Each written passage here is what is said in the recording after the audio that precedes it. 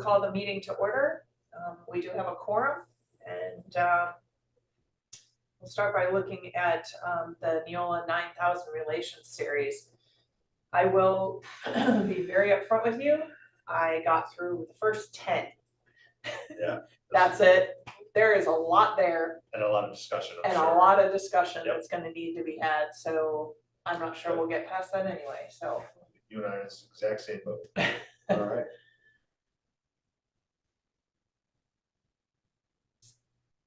So do we want to start out with the first one, telephone communications? Yeah, this one was.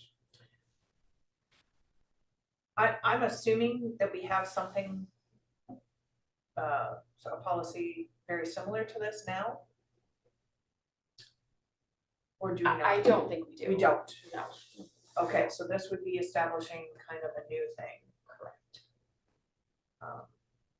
But from a process standpoint, though, Yeah, phone calls to go to their central office of the building, yeah. to each school, unless we do have staff that have direct numbers, Oh, and those are, I think that's addressed a little bit further down.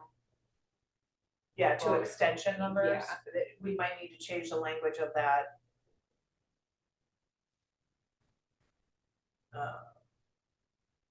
Because an extension is different than a direct number. I think from a process standpoint, this is pretty much. Yeah, I'm gonna Because defer if to you you hit guys on zero, that. it kicks to like if you're calling in and you hit zero, it'll go to, what's it called, a chase, or it'll ring to one of the front end until someone answers that.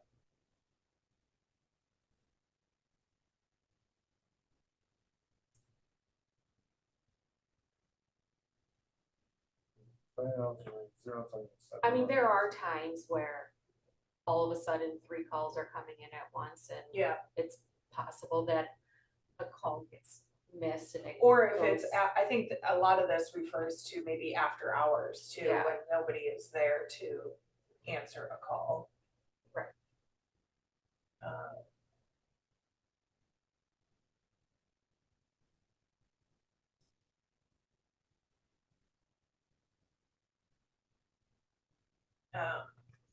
The only line that's a little, I want to make sure you guys are comfortable with this. Under no circumstances is the telephone system, very last paragraph, to operate in such a way that a caller is unable to talk directly to someone who can be of assistance to the caller. Well, that is going to happen if they call after hours. So I would maybe want to better define that statement a little bit. Hey, does this go back to, do we even need this policy? Well, That is my thought. yeah, there's that as well. Right. No? Because in the case of an emergency, we do have Black Swan, which would set up a call center, and so I would hate for a Yeah. policy to tie us into. Well, that's my concern too, Yeah. is does this policy tie you guys Is it down? unnecessarily burdensome? Yeah. Right. Have you guys Right. received complaints about staff Never, not being able to be accessed, or? no. Yeah, No. so I think our system and process that we have set up is effective. I've never heard a complaint. Right, Mine surprises people because all my phone calls go to my cell phone. right, And so if I see it Right. from a district number, I'll often answer it, after hours or night. Oh, I just want to leave a voicemail. mhm. But I've never had I don't, if you were to ask, I don't think it's a necessary policy. It Yeah, may I create kind of felt that way unnecessary too, but burdens. I didn't know. we had I agree, it's unnecessary. Okay, thanks, Ed. What is Black Swan?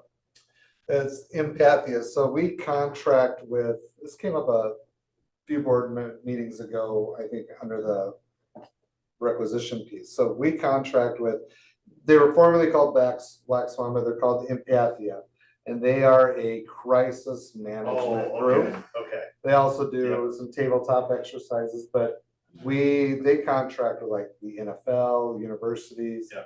I learned about them because Michelle Colosimo was my neighbor, and she was telling me about it years ago. And I'm like, good heavens, I think every single school district in the state should have access to it because, no matter how much you train or drill to handle a crisis event, one, we don't have the infrastructure to handle it or the expertise. So what happens is if we have a crisis event like what happened in Madison with the Yeah. school shooting or something Yeah. like that, we give them a call, they instantly will send down crisis management experts to handle not the law enforcement side, because they're Right. gonna handle a lot of that, Right, but to integrate with the school, to handle the logistics, the planning, the communication, the Yeah. press conference, all of that structure. They'll create it triggers a database for phone calls, because they'll have a 1-800 number set up, parents to get information. Here's this phone number you can contact, and they'll staff it with counselors and people who are trained to handle those type Yep. phone calls. Yep. And so it's a lot of peace of mind. It's like having an insurance policy for a worst case scenario. We've never had to activate them. I hope we never do. But knowing that you're dealing with a group that they handle just about Yep. any crisis you see at a university level or a major event, they're worldwide, but they happen to be located right out, is it Waukesha? Right out of Waukesha. So they're right in our backyard. And yeah, a number of our school psychs are trained as part-time, like summer jobs, so that they work as receptionists and we'll call it. So that's crisis management. Yeah. So it's, I sleep a lot better knowing that, okay, if Yeah. something happens, we'll have experts at our Yeah. fingertips. Yeah. Definitely. All right, so we're gonna say no adoption on 9111. yes, I mean, and maybe there may be a number of these, just because they have a policy for it, doesn't mean we have Yeah. to adopt. I think this one we don't need it either. Plus it says the same thing twice, so. It's just- yeah, I noticed that too. I think we're all on the same page, Okay, no go on that one. so. Now, we do have a public complaint policy. We use that one a lot and I like our current one. But Yeah. Yes, not that it's followed a lot. Well, yeah. From the Well, community. whether or not a Well, policy is followed or it's still there. My personal opinion is that we've worked very hard Yes. at curating that policy over the last several years. Mhm. And I would hate to see a major change to it. I don't know how you feel, Ed. I agree. We've spent a long time about it. I like how it's defined already, so I think we want to substitute ours. There was one paragraph in this and And this isn't that dissimilar. I read through it, it's very similar in nature, but I feel like there was maybe one paragraph that I liked. I like ours, and I'm not saying that because I think we should adopt this one. Uh-huh, What I like about ours is that the communication, it specifies the communication gets provided to the staff member.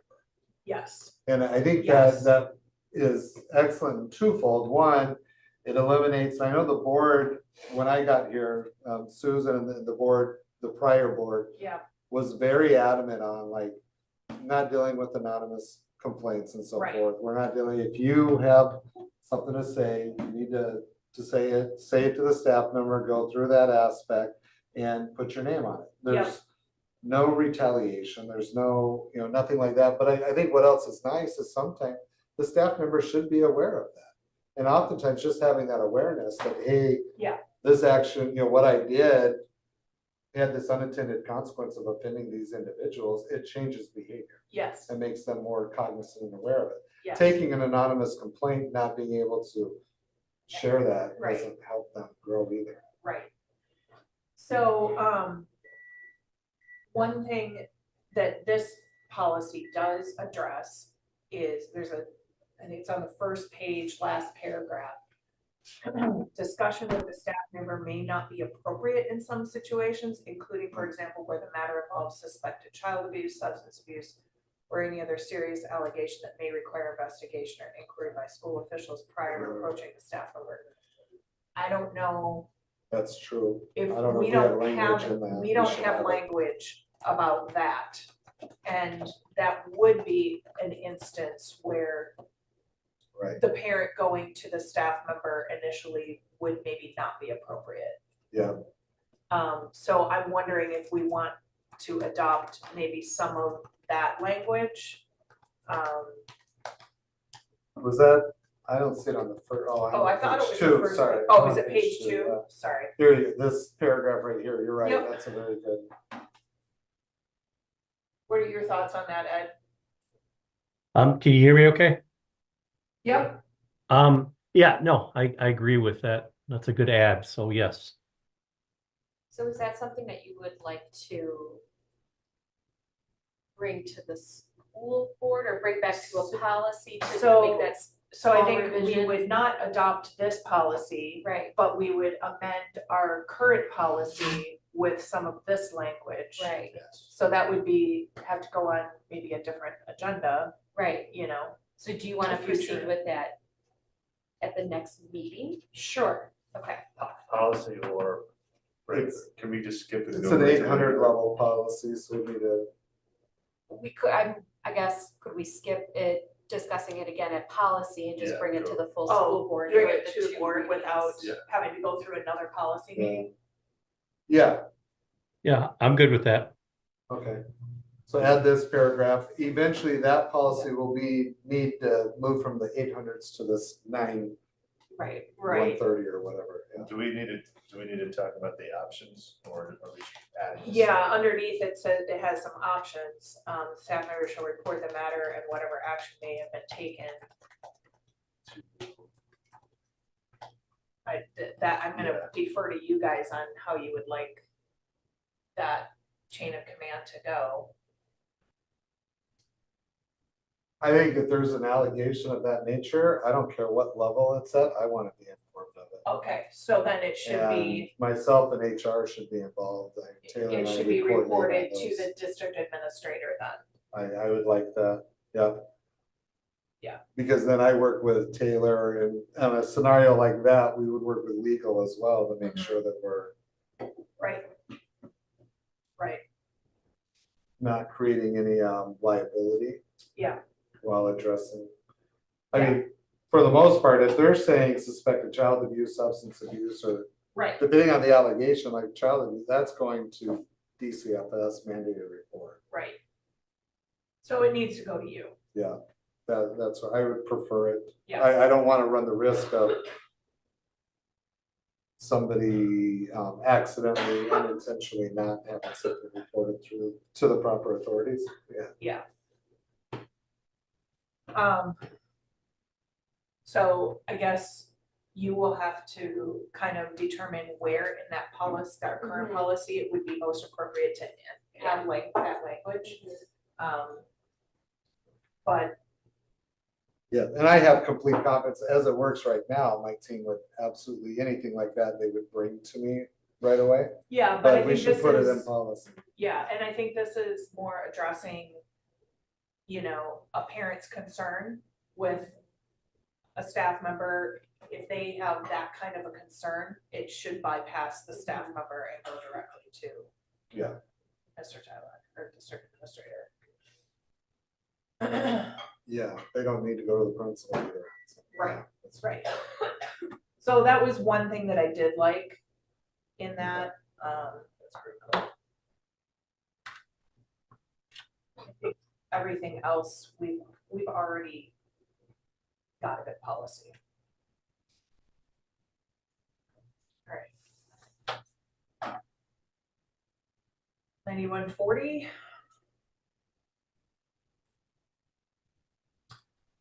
This one, we need some discussion on.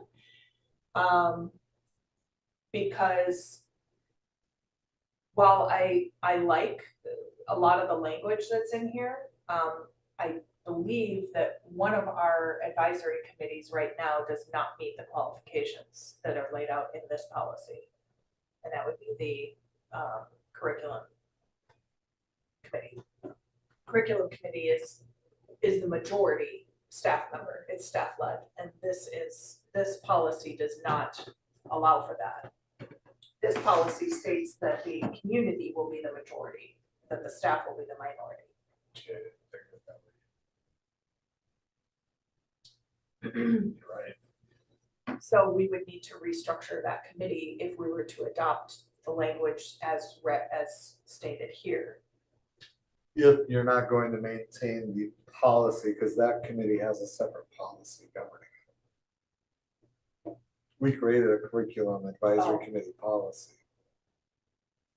So this is like Okay. which that one could fall under this, but we have a whole separate policy for that committee. Right. This would be another interpretation. You could Well, look at this as To me, a this is like an ad hoc overarching, committee, something. policy. Yeah, it's I, like the I- formation of ad hoc committees, which I would view as more of a temporary, like the referendum study group, Sure. if that makes sense, or rather, as opposed to a standing committee that's always. yeah, I don't think we need a policy for this. It's not an ongoing committee that exists. And if we need something like that, we'll deal with it at that time. I think we have a current policy for ad hoc committees. And this is specifically advisory versus ad hoc. I know on Saturday, a couple people were suggesting some type of a community advisory committee. But they wanted language that is not legal.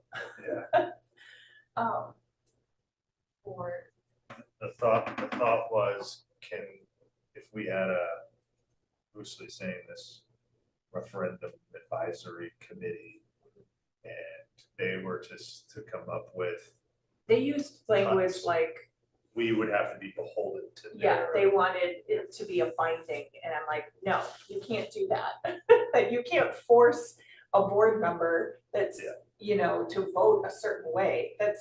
You're not the elected official. The advisory committee isn't a bad idea, but we can't be beholden to them. No, it's Can be completely required. illegal. had one, we had a referendum advisory committee. Right, a year ago. Yeah. Yeah. More than a year ago. Not binding. Yeah. So. Yeah, and to add to your point, do we need this or do we have that ad hoc? I think I believe that this as described is what we refer to as an ad hoc committee. So this policy would be taking place on the ad hoc committee policy. Got it. Now, the curriculum council isn't an ad hoc committee because it's a standing committee. You could modify and change that to fit that description Got if you it, want. okay, But okay, that's a separate, not an advisory, that's like a standing council that was created, Okay. not given a specific short-term task. Like, this is for those type yeah, things. Hey, we're gonna go to referendum. We wanted an advisory committee to come back with recommendations. You're gonna Okay. form it and then stop it, once that task is done. So this is your ad hoc committee policy. Got in it. the old. okay. And does it differ too much from our current one? I don't think so. I think it gives some more specificity, but I don't think it's It necessarily. a bad addresses, thing. expenditure of funds, if there would be any.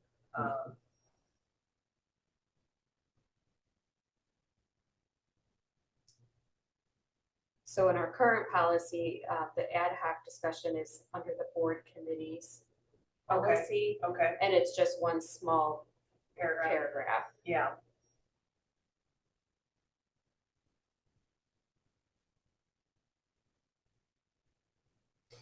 So if we were to take this would replace our current ad hoc committee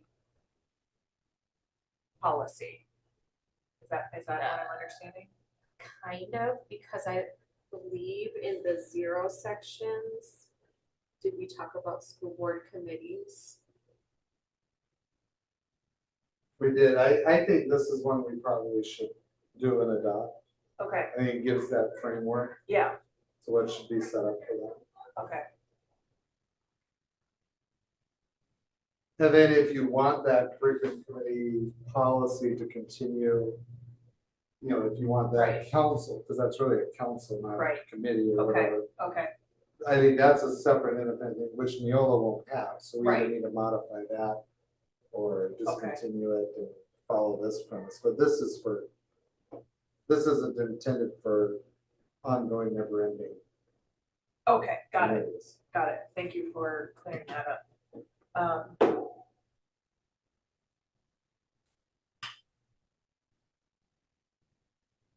I'm still, I mean, knowing that that's the intent of this one, I agree, I think we should adopt it, for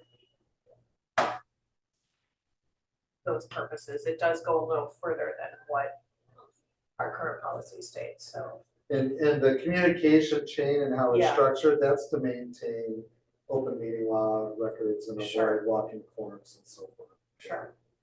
So the structure, the legal structure there is good to give that protection to the board. Are you understanding? Yep, I'm following where we're going. That's fine. Okay, and are you okay with that, Ed? Yes, yes, I am. Okay. All right. I think we're done with that one. School visitors?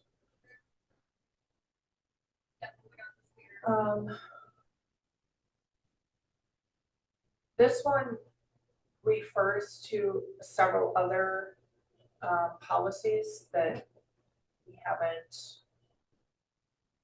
addressed That yet. we're not getting to yet. 8390 is one of them, and then 9130, which I think is the, oh, did we just do 9190? Oh, yeah, we did. So it does refer to one that we haven't even looked at yet, but I would recommend that we don't adopt this one because we have special events or occasions where might be a show and tell on a puppy or something on a coordinator. Or a special fair day where they bring in their goats. You know, Well, it's not and a the other- service animal. the other thing, it doesn't address police dogs either, because we do have police dogs on the premises once in a while. So we would need to allow for that. They supersede policy as a. I don't know. I would put in this blank, the supervisor in charge. Yeah, Because that allows up Yes. to a athletic event supervisor to Right. remove them. yeah, I think there's validity to this policy.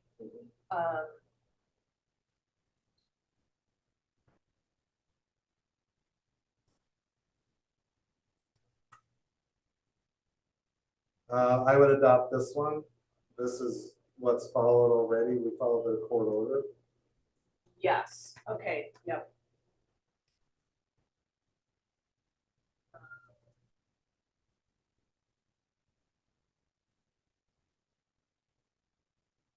Should we say that? Because this doesn't.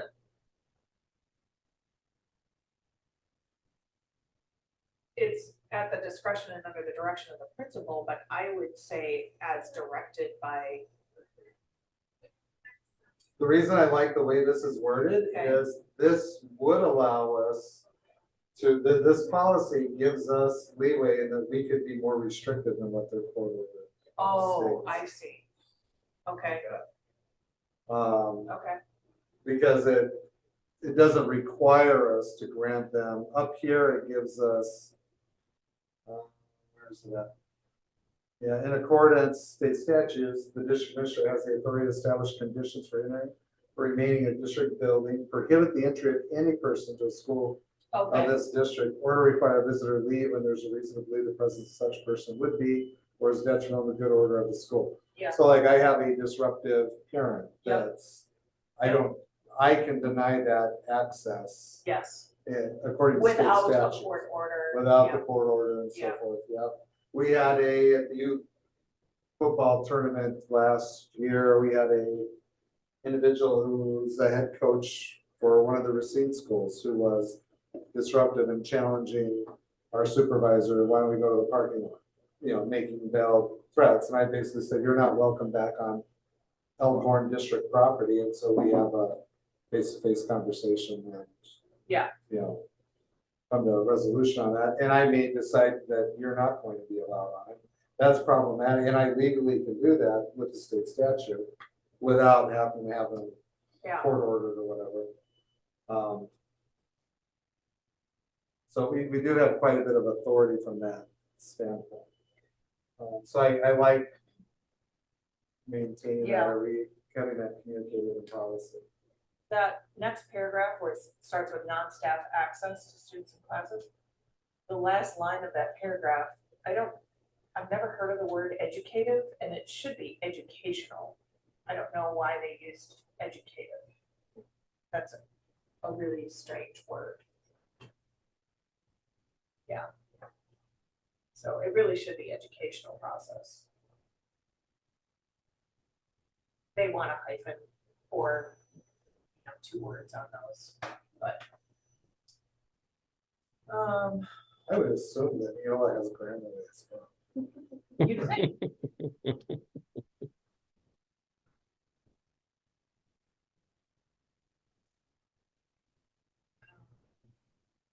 individual board members who are interested in visiting this, we should probably select which one we want on this. So I actually had a question on this one. Is this saying, I like the ability to, like I've been over to the high school a couple times, just went, and I like the ability to go. I can say what I want, not exercising that when I want, Yeah, but I don't want to be restricted to go, to asking, to asking. well, you are permission. also a parent, Right, so you have rights as a parent okay, to visit your child's classroom, right? okay. There, I mean, if there's an instance like somebody,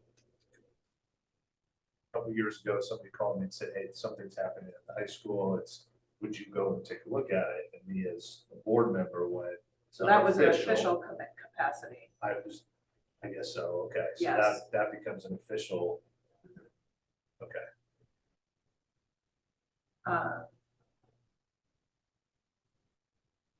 okay, And that's where this language doesn't really address a board member who is also a parent. I mean, I'm a board member and I go to the middle school on a regular basis with my husband but we're not parents of a student, but we are there as community support, helping in the classroom. So I don't know. I certainly don't want to have to check with somebody every time that I need to go to Yeah, the that's- middle school for that. that's where I'm at. That's an official basis. To see, is there, I mean, in reality, if you're a board and you're not going for a parent activity or a parent teacher conference or something like that, is there really ever an unofficial visit to a school? Yeah, I don't know what takes. Well, as a parent, you're gonna visit a school on occasion if you need to drop off something, or if you need to, you're not really visiting the school, you're just dropping something off, but I go to lunch with Jack. every You go once in to a while, lunch. But I go as. yeah, you I go as a parent, Right. not as a board member. Right. Yep. So I would say that there are things that a board member would go to a school for that are not official visits. Right, I'm saying more like, you know, Kathy, who doesn't have kids in the school anymore, Right. says, you know what, I'd really like to go visit some classrooms over at Yes. Jackson. Yeah.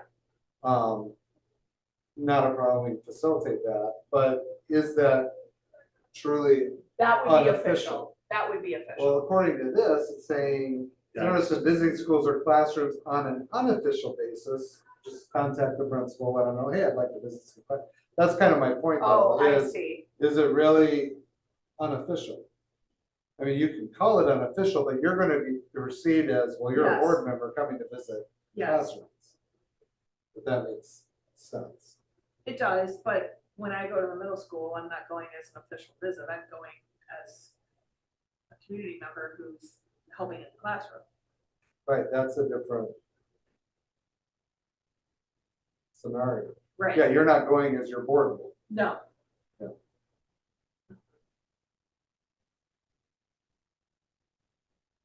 So I think it allows for that first statement, individual board members who are interested in visiting schools or classrooms on an unofficial basis Which is, shall this make is- the appropriate arrangements with the principal. and that's the practice that or that we kind of follow now, is we just want, Yeah. hey, if you want to go visit classrooms or something, just let us, and we'll Yeah, let the principal know so they can facilitate the visit. We don't have board members, to my knowledge, just like going, swiping the card and walking around the school without letting the Right. principals or, because everyone's supposed to go through the office anyway, so we know who's gonna go. correct, correct. Like when you go to Jack's for lunch, you go through the office, you check. Yeah, in, you sign go in, I'm get not- lunch. Yeah. You're going as your parent. though. Yeah.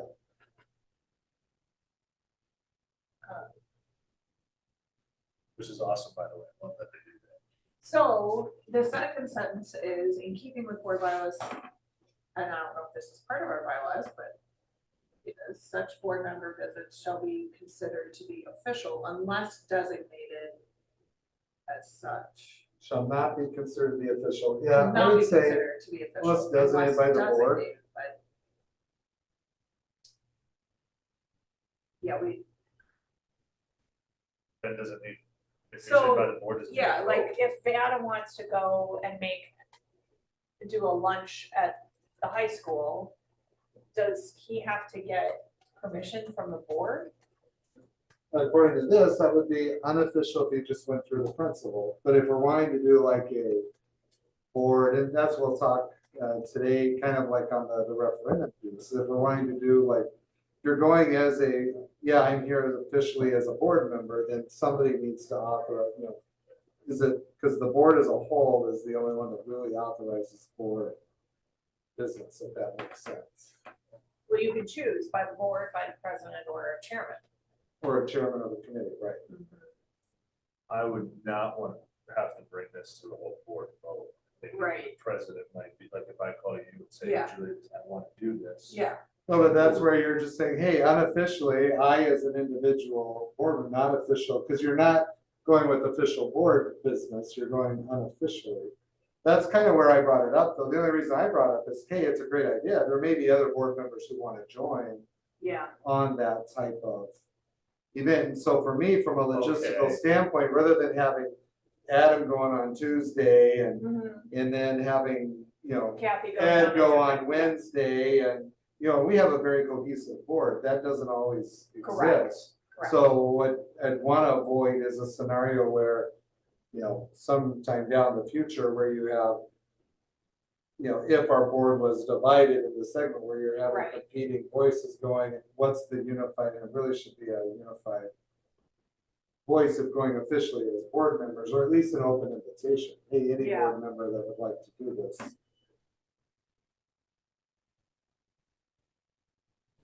Do you have some thoughts, Ed? Well, one of the thoughts I had, was, you know, it just says at the very beginning, it's basically anybody can come and visit. Is that the intention, or is it people that live within the district?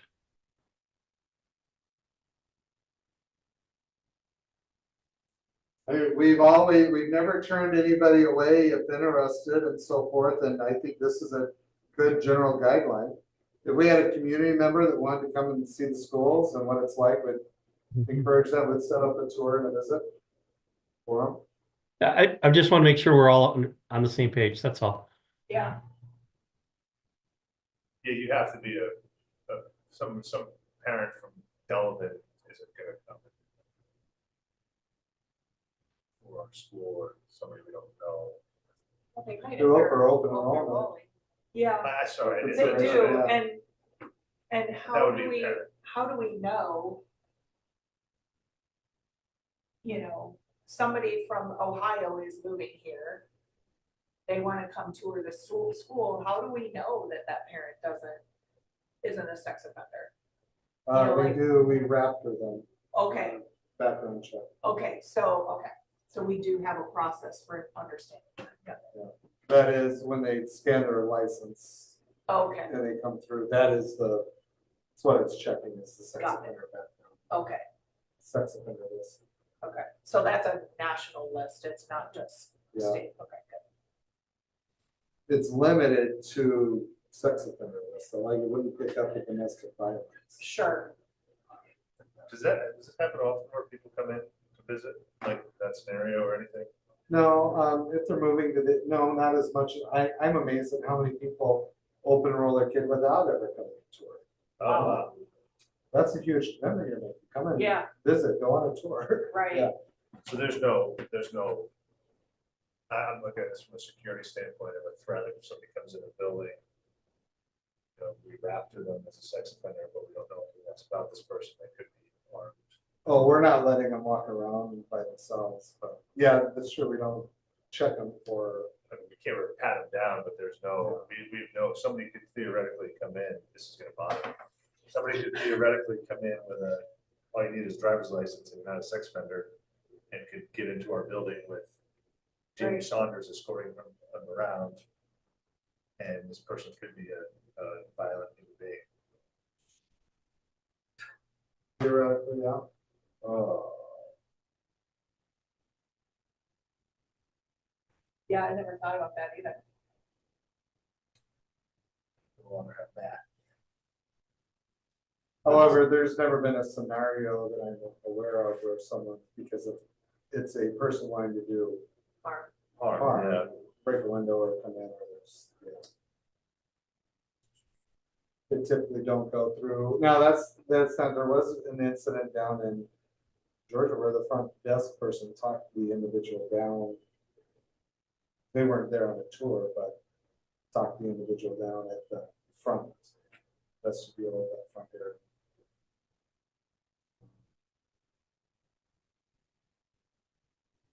Cannot have visitors. Right, We're not gonna put a TSA check in the high school. right. Well, so do any of you have, assuming we move forward with that language, do you have an opinion on that the visit shall not be considered to be official unless designated as such? Are we gonna say by the board? Or, I don't think we want a committee chairman, but by the board or by the president? Do you have thoughts on that, Ed? Yeah, I'm just trying to understand when we would, want to purposely have that activity happen. I mean, I'm trying to understand what, Well- what, I'm thinking of when Adam and Heather and Devin came on the board.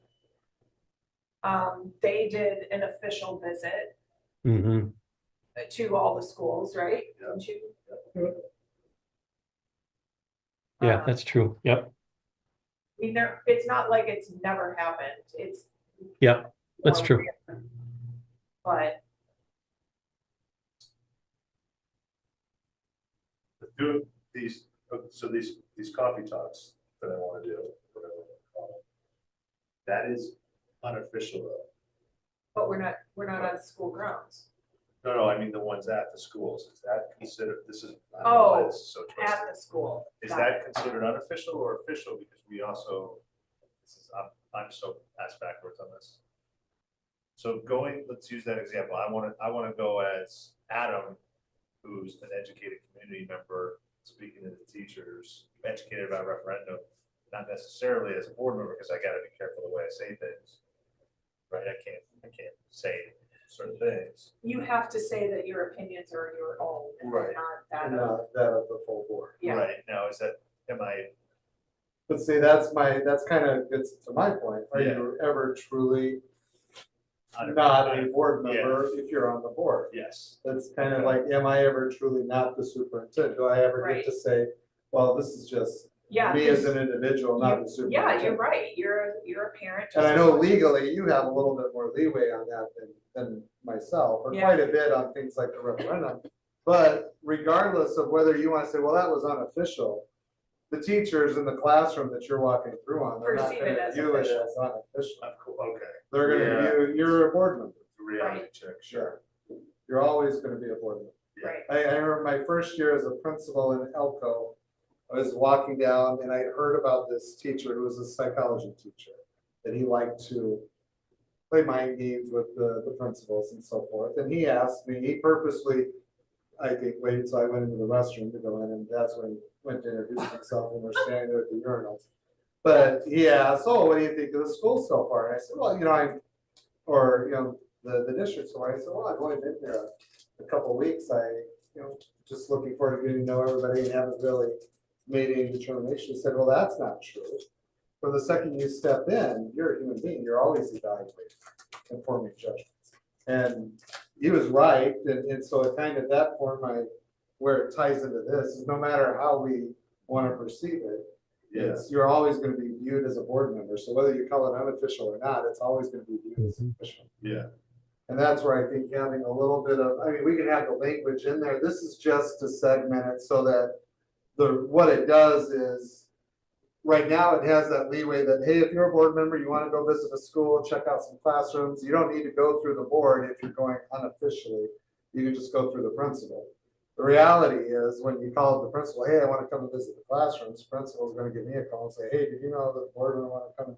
Because we usually follow that channel. No, that's fine. That's great. Meet them and, share it. So, but they'll also have that height just because of your role and your position. They'll be like, oh, it's,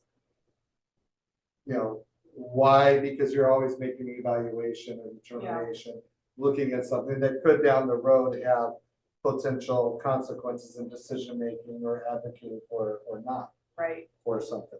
I think this is where there's a specific task that the board's wanting to, like new board orientation, that's Yeah. going to be authorized by yeah, the board or set up or by the president, however you want to structure it. But I would presume that in an official capacity, this would be like, hey, we want to evaluate that reading program closer and see how it's working in action with Act 20. So we'd like to set up, yeah, here's an official board to evaluate and assess yeah, how something's working and bring back feedback to the rest of the board for action. yeah, So I think that's the difference. In this case, you're there and officially you're not bringing back to the board a specific action or reason to be there. yeah. I mean, I'm inclined to say by the president, just because it's less, I'll call it red tape to have to go through. same. But I also don't want to set up a future board in a position where, like you said, Jason, if we have a really divided board, and which I think it's been a very long time since we've had that. But if we have a super divided board and the president is on one side and doesn't want that individual, and then that one individual has the power to say yes or no. Yeah, I'd like, let's say, throw out some hypothetical, the board's hearing chatter that, oh, this administrator is not good or effective, and we're, and the board president's like, oh, I want to consider them for non-renewal. Hey, you 3 board members, you go visit the school Right, in official, bring back a recommendation. Well, now is that a walking corn scenario? right, As opposed to if the whole board is saying, yep, let's go Yeah. visit the school, do an evaluation, and then bring back a recommendation. It protects you from that potential walking corn type scenario. Was my only thought, but it is that more red tape? And I can't think, we've never had that type I know. of issue. I don't know. If you guys lay out a good case for either one, I can see both scenarios, so. Based on what you just said, I would go by the board. Right. Right, it's a little more red tape, but it does protect, Yeah, you're absolutely right. I mean, we are lucky that we have a board that we do, but you're right. In the future, it might. not I be always like try and this. think of future Yeah. boards. I would, the more we talk about it, the more I would stay Well- by the board. Because then it requires that conversation to happen on board. Yeah. Right, We're gonna do an official visit, this is why we're gonna do it. Yeah. Anybody who wants to be involved, you can delineate yeah, participants then, and it's just transparent. Yeah, I agree with that. I like that approach. okay, all right.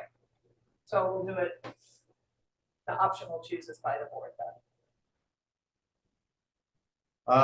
This next one, if during a visit, you observe a situation which causes concern.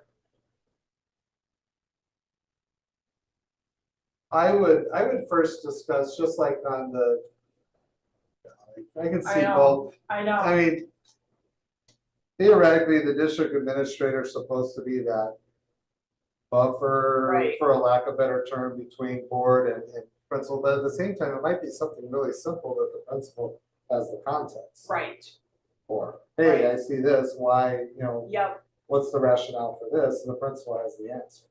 yeah. And let's see,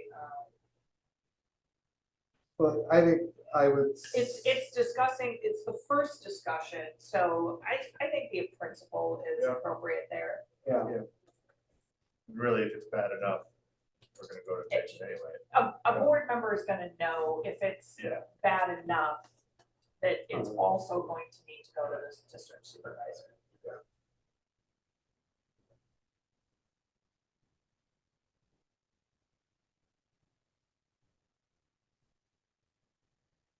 Oh, well, we could check the next Yeah. option. I didn't even see that. all right. Yeah. Yeah, so we just Yeah. check So that we other, check the we principal and just check check that that. other option as well. So I think with the principal is Yep. the correct one, and then also check that other option. Got Are you okay with that, Ed? Yes, Okay. Okay.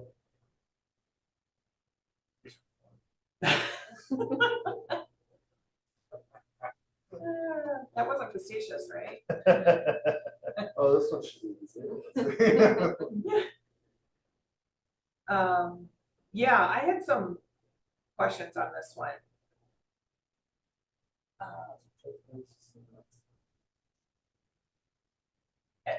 What is our What's our policy current- now Yep.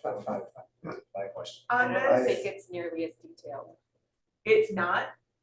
Is that what you said? We've never had press go into the locker rooms. Yeah, we're not allowing press in the locker rooms.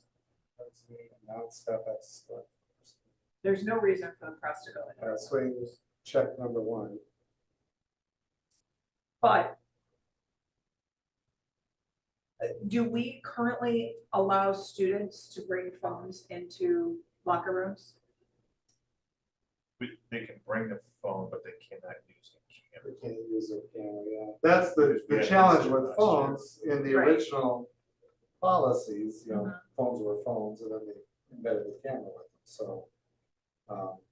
Yeah, it's use of camera for filming or photography, it's prohibited. And there are signs on the locker rooms that say. Yeah. Doesn't mean that they don't have them on their premise, but. Yeah, so I would select option one on this. Yes, for sure. And following recording in the locker room for particular, I don't know, are these even?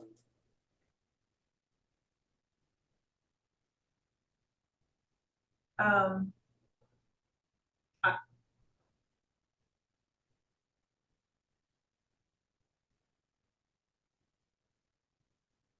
This is interesting. We've never, letter D, I would say no to I don't see any need for No. tape recorders, or you Right. can film this stuff outside of the locker room. Right, Now we have done like PBIS and stuff when they're doing presentations for this appropriate use, here's the toilet, here's where you wash your hands. They don't film people or photograph people, but they may, I don't think we need that in policy anyway.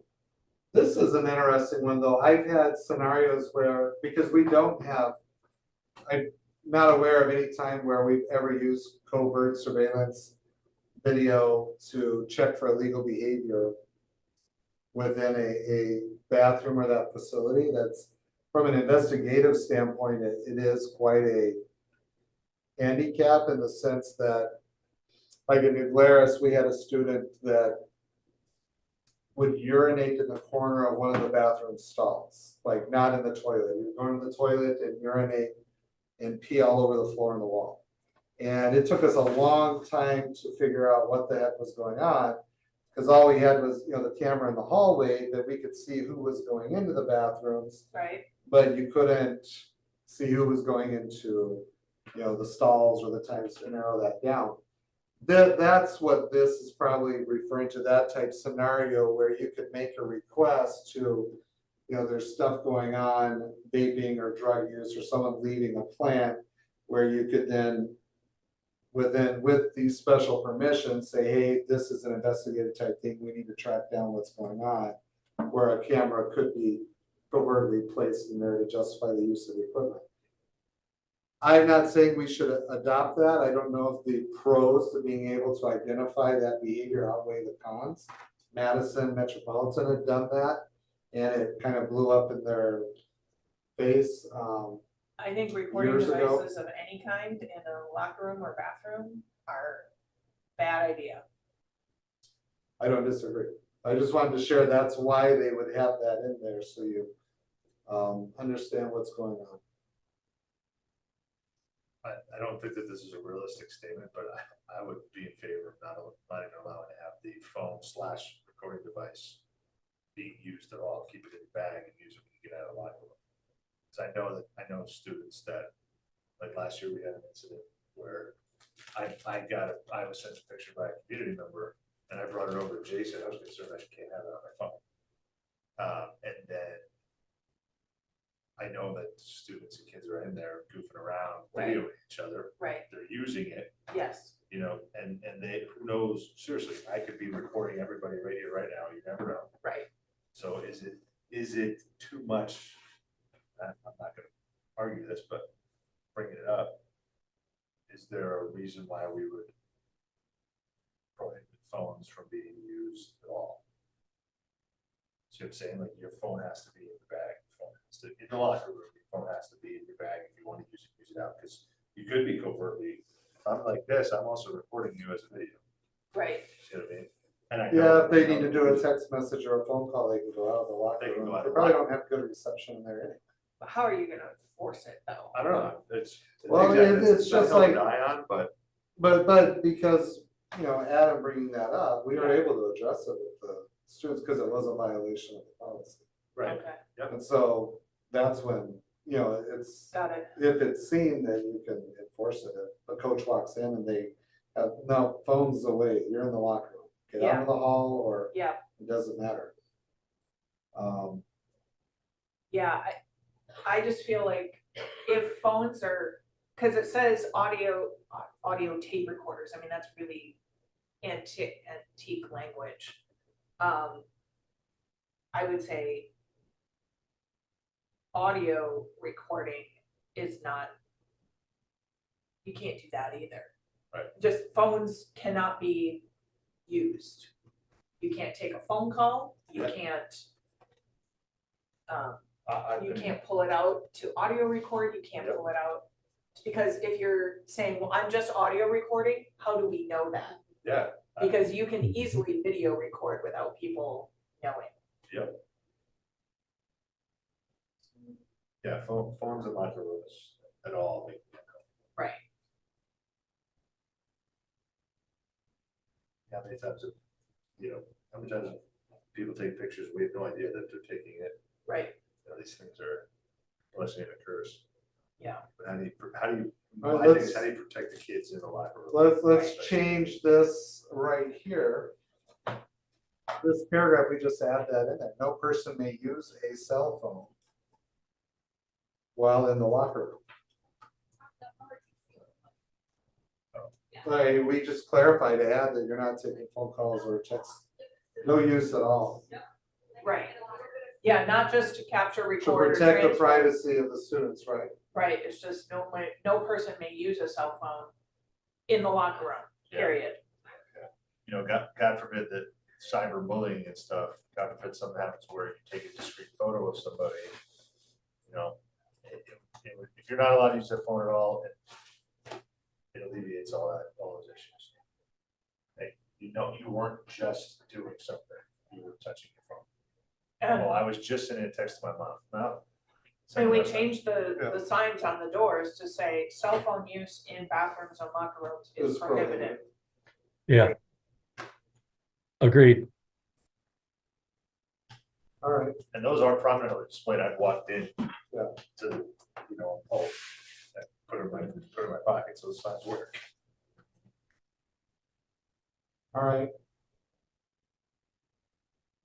Are we good on that one then? So we're not adopting any of the options under the following recording devices will be permitted in the locker room and for the particular use described. We're not adopting any of those, correct? Well, do we want to adopt C? Okay.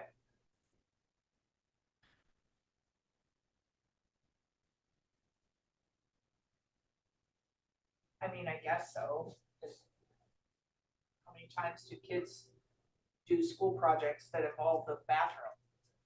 The locker room. That's a good point, but I wouldn't want to prohibit that one. Yeah, that's That one kid from doing it, because this is. I guess we could adopt B as well. That's, I mean, again, though, that would be for non. I can't think of the reason, if for some reason they're wanting to interview the coach with lockers behind them or in the coach, I don't know why they would, but if there's nobody present or. Students, I don't know.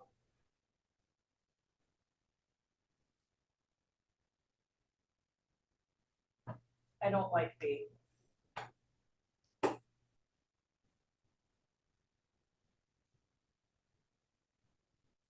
Yeah, because you could say, I didn't know it was there. Well, I'm just thinking of a staff member Yeah, this is a little. using that in a nefarious way.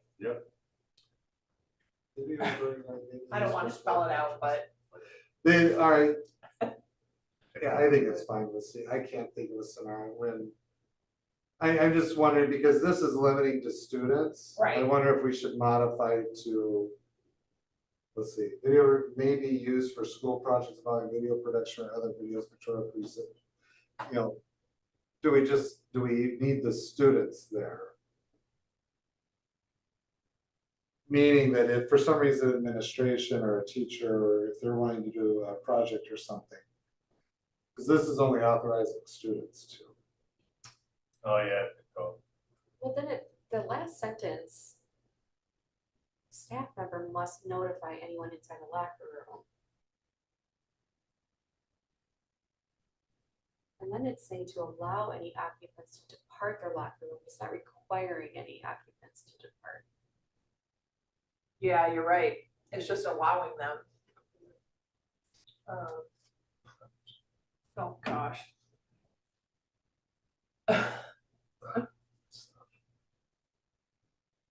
yeah, I'll just get along. What are your thoughts, Ed? I think the last sentence that we're discussing, I think we could clarify that, I mean, if they're not supposed to be in there, then we're giving them time to depart from the locker room. I think that's the intention, is that we're wanting people that are part of the activity, whatever that project is, to leave the locker room area, is how I'm interpreting it. Yeah,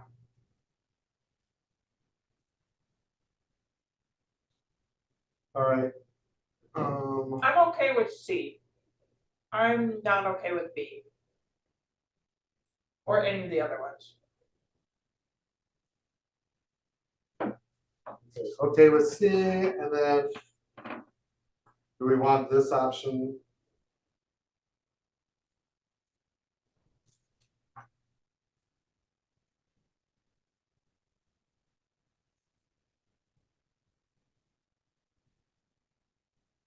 Oh, I never realized that they define a cell phone with video and or photographic capabilities. So you can't have an iPhone in there. It's referred to as a recording device. I mean, there are people who just have, but all flip phones, you can take a camera, a picture Right.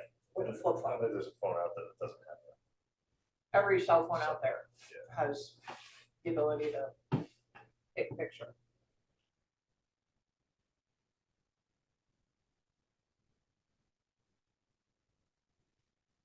I do not like that next sentence at all.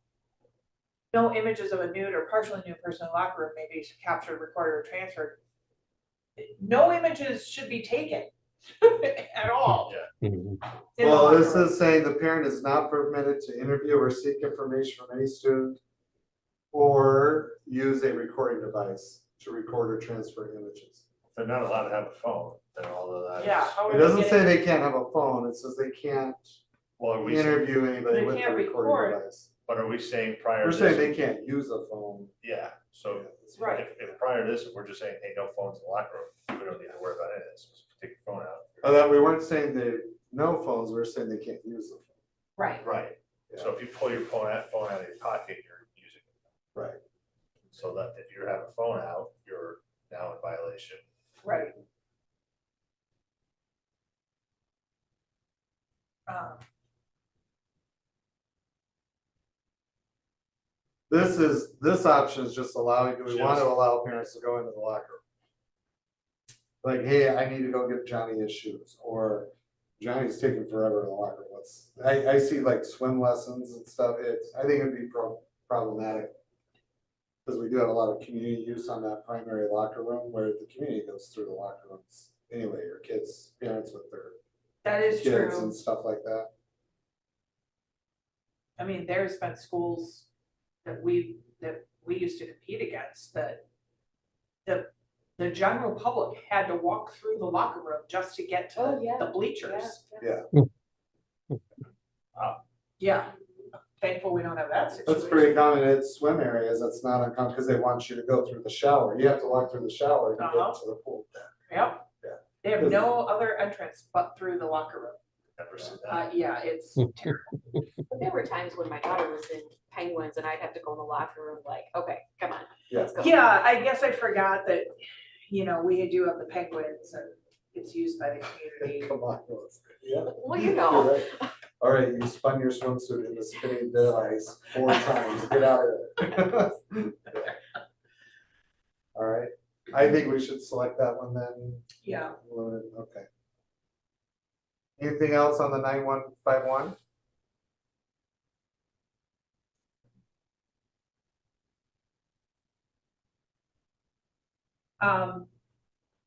that paragraph to protect the privacy of the district students, parents, and other adult residents of the community and any public that may utilize the locker room facilities, no person may use a cell phone in the locker room, period. It doesn't matter what you're doing on the phone. Yeah, Okay, so just put it, you got that, Jenny? yep, I have it. All right.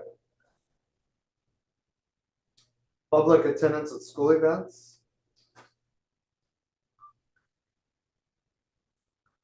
And that's state law anyway, but. Hold on.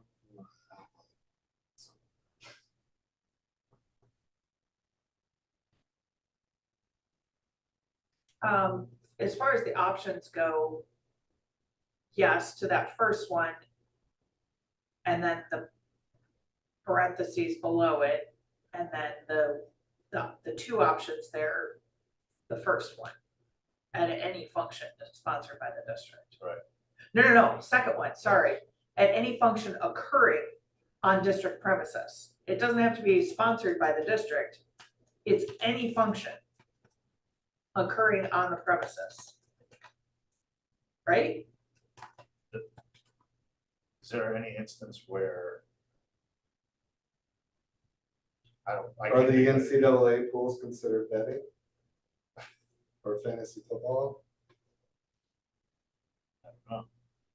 I actually think they are. If there's money involved, it is. That's why I don't think we should have that. Why? Because the teachers do it?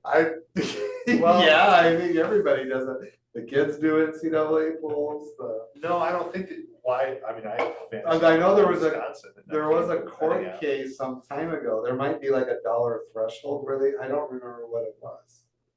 But I do believe in some scenarios, like an NCAA pool could be considered betting. Yep.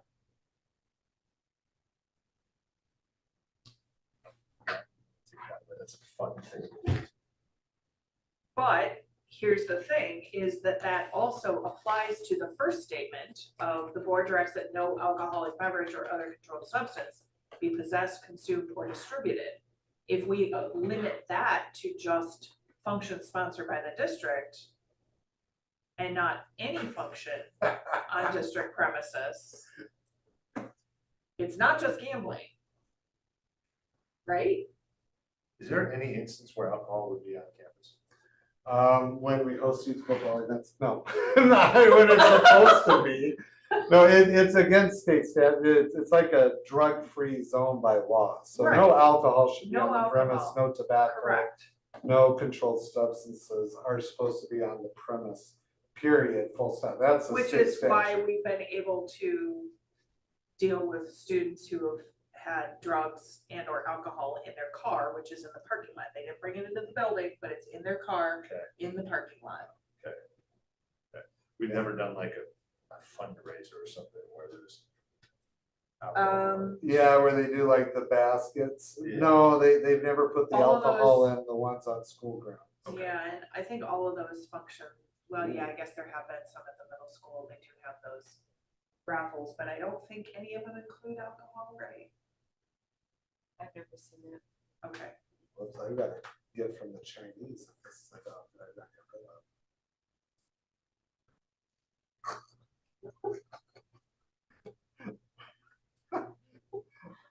All right. All right. You mean the current students that are here? That was like a few years ago. Oh, So got one it. of you wanted to take it home with got it. you, keep the bottle. But, all right. Yeah, I don't know if it's needed to put on there because the state statutes dictate it, but if you want, we can have those options in there. I wouldn't want to take away from the pools. I think that's a great, especially like March Madness and stuff like that. So That's a lot of fun. leave the betting thing off of there, just check the first one and not check the, How would we do that format wise? Just check. It Yeah, would check just those be- box, so you don't have any of the. you don't have any of those other It would options. just end at distributed. You just end it there.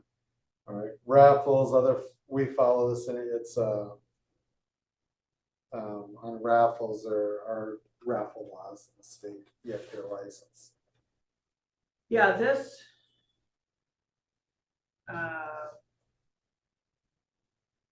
Raffles. Not, you don't always have to have a license for a raffle. Yeah, you do. Like a prize basket, that's considered a raffle, but like a raffle for money, you have to get a license. Do you really? I didn't know that. It is highly regulated. I'm probably one of the most educated people on raffles in the state of Wisconsin. I used to run one of the largest raffles in the state when I was at the Geneva National Foundation. And so I got schooled by the head of the raffle commission for an hour and a half. He sat with me across the table, like it was a personal meeting. What? Yeah, so. Yeah. It's there's an A raffle and a B raffle. Your A raffle covers your ticket sales. You know, like the raffle tickets and even even what is printed on the ticket is highly regulated. Correct. The B Oh, raffle no. is for any raffle that is like a bucket raffle, where you have, it's a same day raffle, there's no pre-selling of tickets. It's, So do you need a license for that one? yes, you do. What if you call it a prize drawing? And do you get all that for the golf outing? The Booster Club has the necessary license that, I've been told by Eric Larson, so. Wow. And you just I need had no one idea. license, then they can do, Yeah. It's two different licenses that you Okay. have to apply for if you want to do, it depends on the type of raffle that you're doing. So the B raffle is not, there's no pre-sales on those. It's what we would call like a bucket raffle, those types of things. But yeah, there's a whole section that falls under that. And then bingo cards are another whole section that is regulated. Things I didn't think I would learn today. by the way. Yeah, and Yeah. it's very specific reporting requirements to the state. You have to fill out the forms and send them into the, now, I will tell you that probably 90% of the people running raffles are doing it illegally. I would agree with you. And if you want to be a bingo caller, you have to be licensed as well, just. Yep. So you know, Adam, so. Oh, Yeah. my goodness. I'm going back to New Jersey. I used to be a bingo caller. Really? Me too, me too. I'm in the Twilight Zone right now. No, no, you're in Wisconsin, it's the Yeah, same same thing. thing. all right. So, we want that option selected? So my only question is raffles have to be permitted by the district administrator? We already have two other policies that will come up, 9211 and 211. 9700. Okay, we just haven't So I gotten don't to know if those we yet. need to right. mark that as well. Okay, It all right, yeah, seems well, we redundant. could check that. Or wait till we get to those two items. The rest of this is mostly about people with disabilities, and giving them access to the buildings.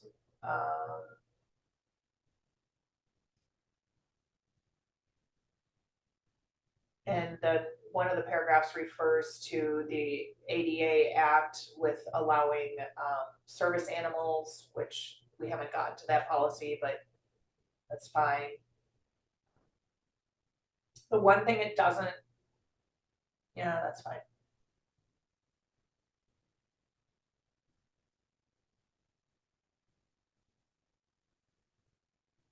And then it addresses recordings at public events. What is the current tobacco? So you can't smoke a cigarette standing outside? Nope. Not Not on school supposed grounds. to, I think it's 500 feet from school property, which I never see enforced. Every event I go to, you'll see people smoking outside. That's why I asked. I Yeah. always see people smoking outside. Yeah, they're not supposed to. No. Okay. And that includes vaping too, correct? Correct. They're not supposed to. They're supposed to be, by law, they're supposed to be off school grounds. Because it can also lead to the distribution of those Sure. things. I mean, if, Good. Now I'm gonna start telling people I can't smoke outside the gym.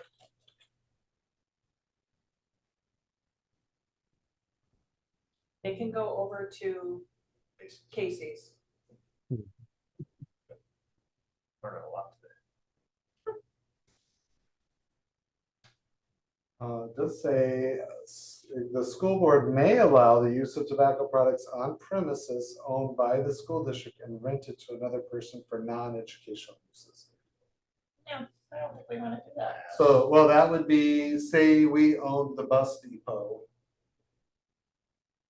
theoretically, and leased it to Durham, the board could authorize them to smoke on Okay, that property. It's not used for educational purposes. So like, in New Glarus, they never did turn the softball field over to the school because they had like beer league softball and they didn't want to give up the alcohol use or the tobacco use. There's maybe certain parks that is also part of an obstacle because whether it's owned or not. But this does allow a board to say, well, if it's not for educational use, they could. authorize Okay. it. well, it's not in this policy though. No. Okay. That's, from a time standpoint, I guess I want to ask, we do have a couple of requests to go over on the early graduation. Do you want to go another policy, or do we want to end there? What's the next one? Charges for career and technical education. I think we can at least get through that one. Okay. I do still have one question though. Upon the very last paragraph, there's a blank there.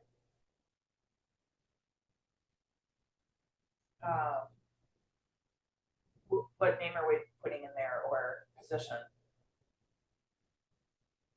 What does it say on our meeting agendas? All notices and other school shall contain the following statement. Do we need It's this to district contain all this? administrator. But we don't currently list that statement, do we? Thought we did.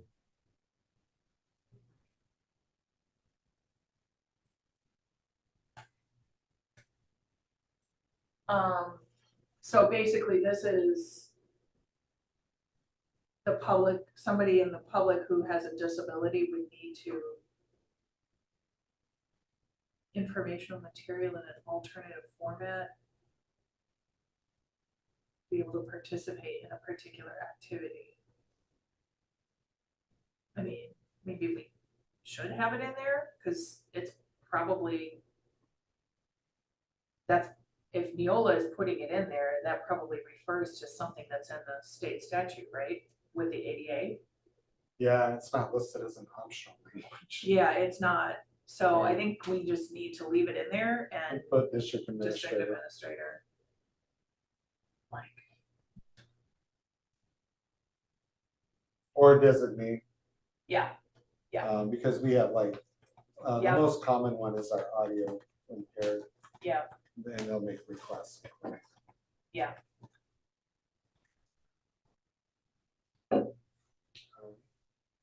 Charges for career and technical education projects.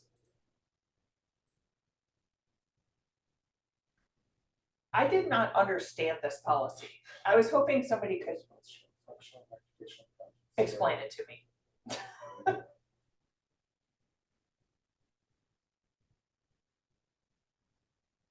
I read through it and I'm like, I don't understand. Somebody's gonna need to give me a for instance. I think this is kind of like our youth build training kids to work in construction.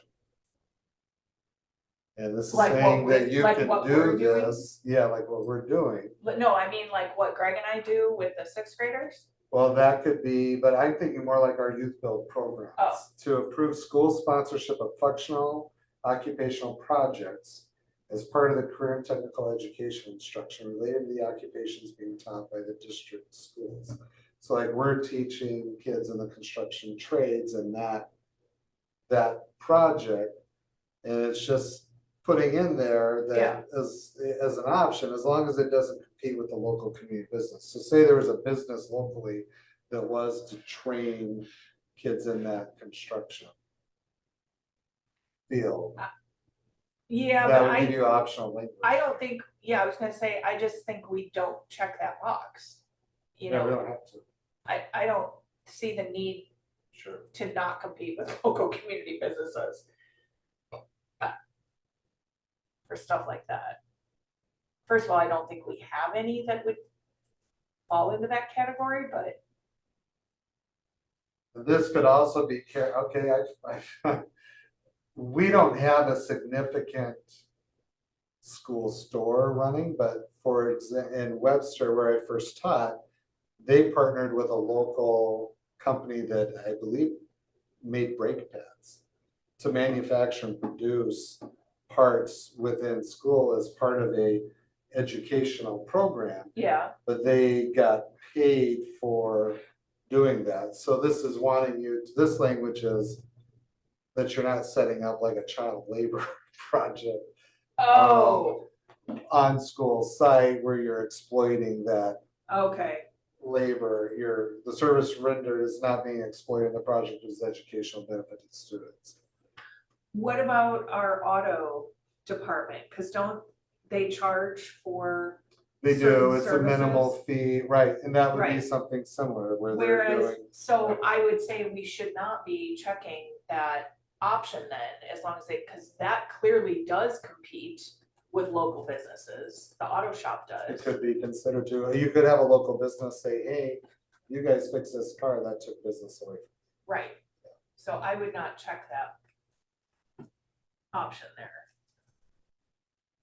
But now I'm understanding why we have, why there would be a policy of, Be like the Woods teacher creating like a little factory in here, hey, and then selling the chairs and getting free labor. Hey, you all have to produce 10 of these widgets. And, yeah. right. Well, even the picnic table project that we're doing with the kids. Yeah. I mean, it's a fundraiser, Mm. but it's also manufacturing something that could compete against somebody in the community that also makes picnic tables. Right. Just make sure you get a permit. All right. Got it.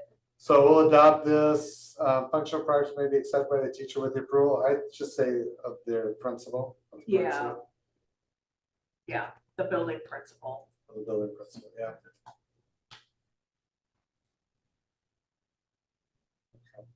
And then we're not checking that option. Right. Okay.